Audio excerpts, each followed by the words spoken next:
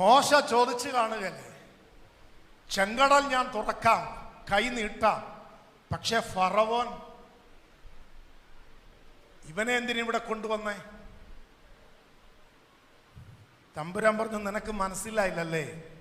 കൊട്ടാരത്തിനകത്ത് വെച്ചൊരിക്കൽ അവൻ നിന്നോട് ചോദിച്ചില്ലേ, ആരാടാ യഹോവാന്ന്?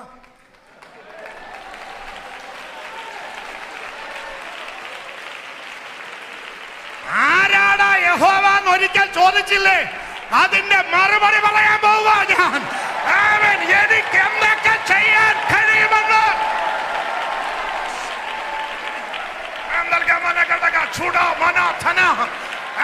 ഒരിക്കൽ നീ കേട്ട ചോദ്യത്തിന്റെ മറുപടി ആത്മാവ് പറയിക്കാൻ പോകുകയാണ്.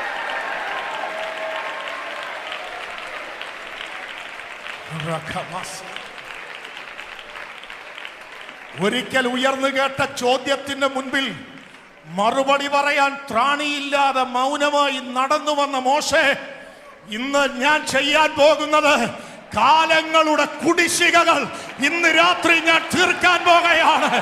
ഈ ദിവസങ്ങളിൽ കാലങ്ങൾ കൊണ്ടുള്ള കുടിശ്ശികകൾ ദൈവാത്മാവ് തീർക്കാൻ പോകുകയാണ്.